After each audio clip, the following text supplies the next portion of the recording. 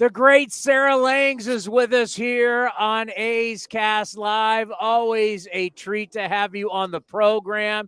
And it's like every single day I'm watching baseball. It's whether I'm watching Fox, whether I'm watching TBS, of course, FS1, and then I'm watching MLB Network. It's like you're everywhere. You are everywhere. It's unbelievable. Like your tweets are like they're it's like they're just following you. It's like you're the content provider for Major League Baseball. How are you?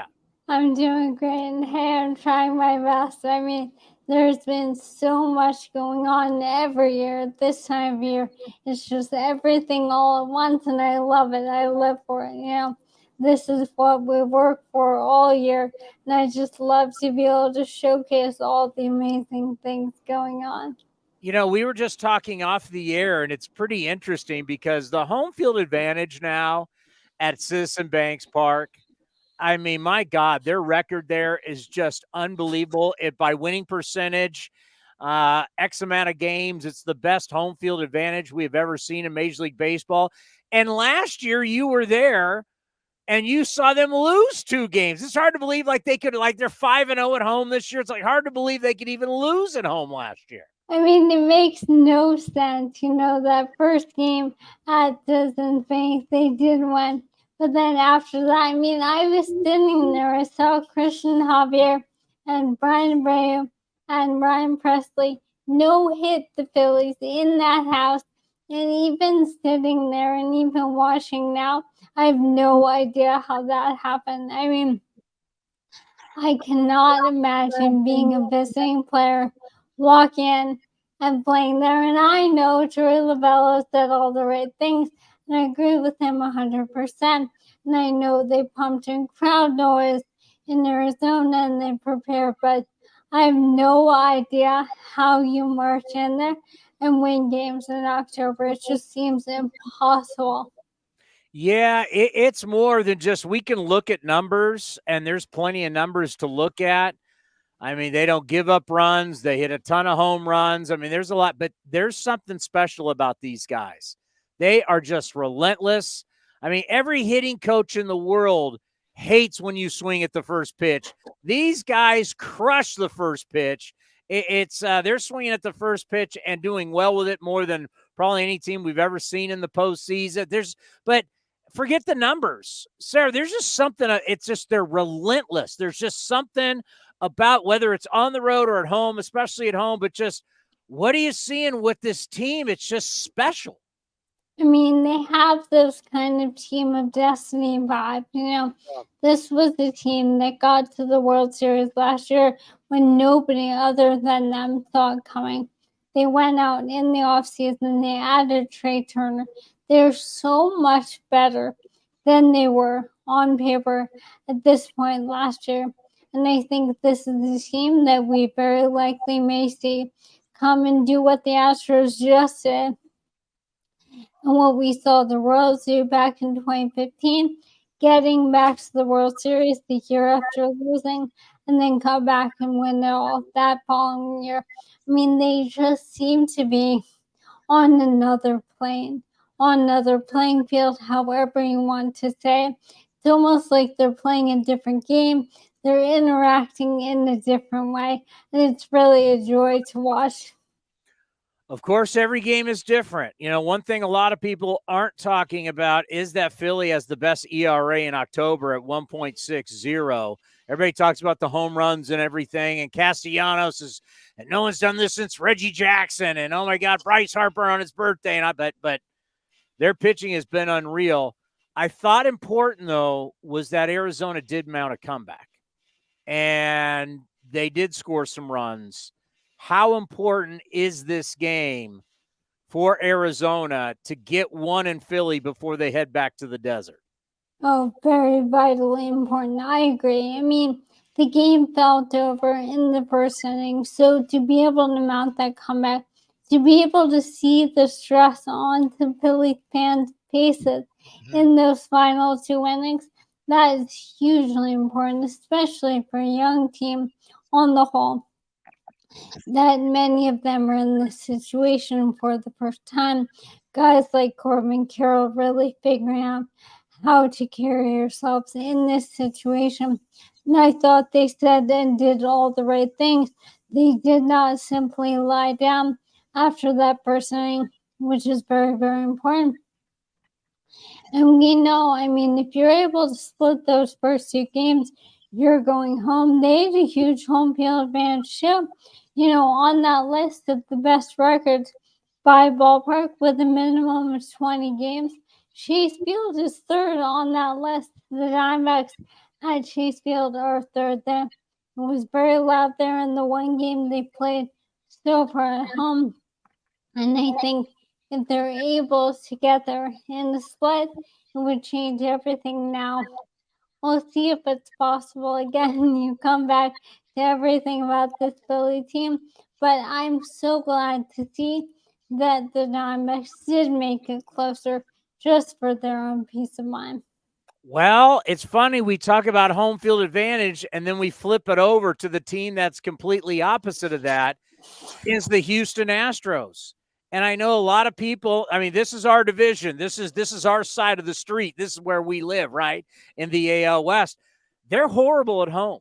So it shouldn't shock anybody that the Rangers have got in there and taken 2 games. If you look at the season series, Houston dominated Texas at Globe Life. Houston just doesn't play well this season for whatever reason. They don't play well at home, so they lose the first 2 games, and we have all these numbers. You lose the first 2 games, you're in dire straits. But reality is Houston is not done by any stretch of the imagination, because where do they win and where do they excel this year? Hard to believe, sir, but it is on the road. It is. And, you know, no team has ever reached the World Series with as bad of a home record as the Astros had this year. Wow. So, to your point, I was not surprised to see them drop those 2 games, even though it isn't the capital A Astros that we've been used to over the last few years. It wasn't surprising, and I agree. That's why they aren't necessarily done yet. But remember that series for Jose Altuve, I believe, set a record, homering in like 5 straight innings over the course of 2 days, and they scored all of those runs.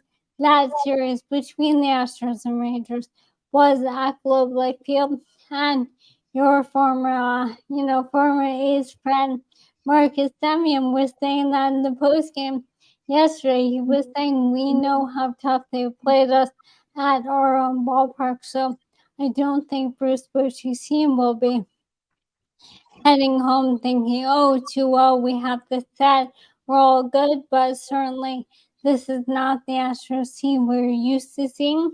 When we know they have that firepower, and I really think we may see it come out on the road over these next few days. Marcus Semien is the greatest example of, these guys are human beings. They have lives outside of the ballpark, even though we just view them like we think they're in their uniforms 24/7 and they play baseball. With his beautiful wife having their 4th child during these playoffs. I'm just trying to think about when I had my kids, and you're like, having a baby, it's stressful. There's a lot going on. And even when it's a perfect birth, there's a lot going on. And just to think that Marcus Semien, having his 4th child, got 4 kids now. I mean, and you're having during the playoffs, it just shows that there's a lot going on other than sometimes than just baseball. What could be interesting here is the potential to play 3 straight days for the Rangers. Now, I predicted the Rangers. That's why we got old Nolan Ryan out here. You know how much we hate the Astros. So I don't like either of them, but, you got to pick one. I'm going to go with the Texas Rangers. You have the potential for the Rangers to play 3 straight days. And it's basically been Montgomery, Eovaldi, Leclerc, and Spores. The rest has kind of been, if Bochy's got to use them, hold on. He might have to use more of his staff here in these next 3 games. It could get a little more interesting, don't you think?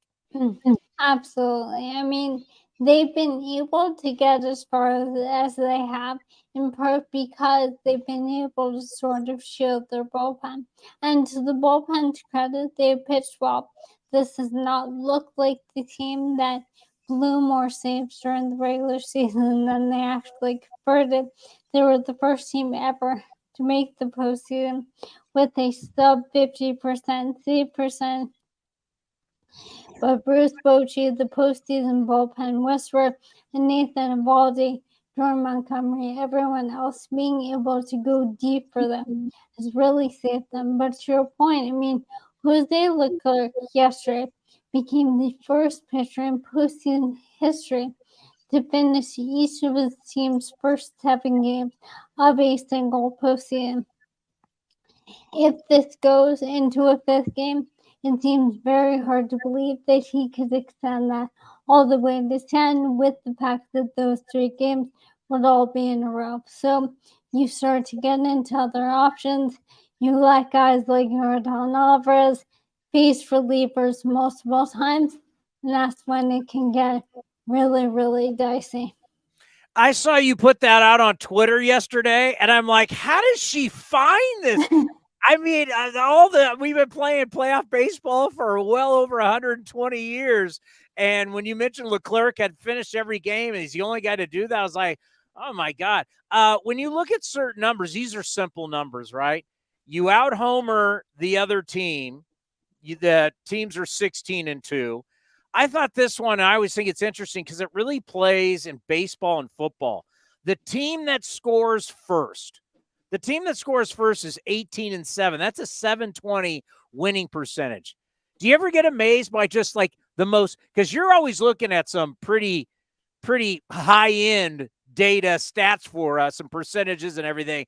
I mean, just sometimes the simple stuff, does it ever amaze you?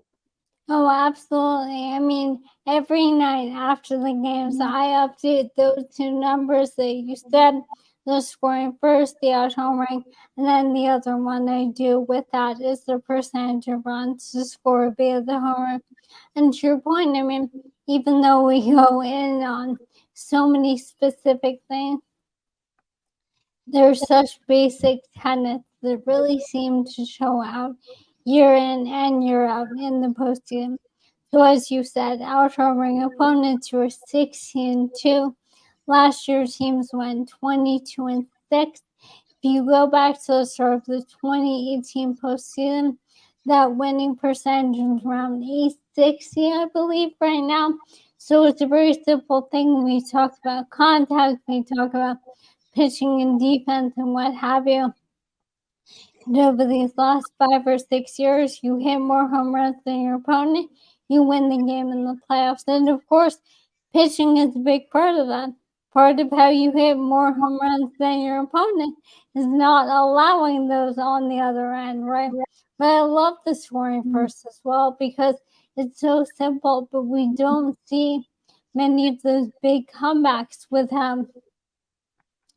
Minus maybe a few exceptions. Of course, that Mariners game in Toronto last year still etched in my mind when they came back from 7 runs. But for the most part, teams that get ahead, they stay ahead, they maintain those leads. And you mentioned that winning percentage in the 700s. In the regular season, scoring first, you win about a 665 clip. So the other really important thing about all of these trends to me is the fact that these are things that matter in the regular season, but in the postseason, they're even more important. The winning percentage when you out your opponent, when you score first, those all go up in the postseason because these teams are so good. They're able to maintain whatever those leads are. Has there been, let's end on this, has there been anything that has surprised you? I mean, everything, right? Nick Castellanos becoming the first guy in postseason history with back-to-back multi-homer games. Yeah. It was the 1,766th game in postseason history. Lou Gehrig, Babe Ruth, Mickey Mantle, you name it. And it's Nick Castellanos the first guy to do that. So that's probably the number one surprising and really, really exciting stat for me. Yeah, and he's got a son there, and there's always the other side of it with the family. That's great stuff. I know for you and your battle right now, we want our fans to be a part of it with you because you've meant so much to this program. where would you like us to donate? Because that's really the key right now. Where would you like us to reach out and be able to help? Where can we donate? Where should we go? I mean, the number one thing I always say with this, and thank you for asking, is that people should donate somewhere that really means something to them. There's so many different aspects of the fight against ALS. There are organizations that help patients who are currently fighting, and then there are organizations that are doing scientific research. For me, the research is the number one thing. The same way I do it with baseball, of course. And one organization I've worked with is named Project ALS, but there's so many others out there. I know there's a great organization led by the Piscotti family. I'm not remembering off the top of my head, but that may mean something extra to A's fans. So I'd say if you are interested, do a quick search and find the organization that speaks to you best, because there's so many different organizations that are coming at this from so many different angles, and everything really truly does help. Well, I got to tell you, I know it puts a big smile on my face. It's got to put a big smile on your face when you're just sitting there and you're watching the TBS and it's Granderson and J-Roll and Pedro Martinez. Now they got Albert Pujols and they go, Sarah Lang's on Twitter, or it's MLB Network. Sarah Lang, and it puts a huge smile on my face. What's it like for you watching where it's like, there's my work and I'm on national television? I mean, just like everything else, it makes no sense to me whatsoever.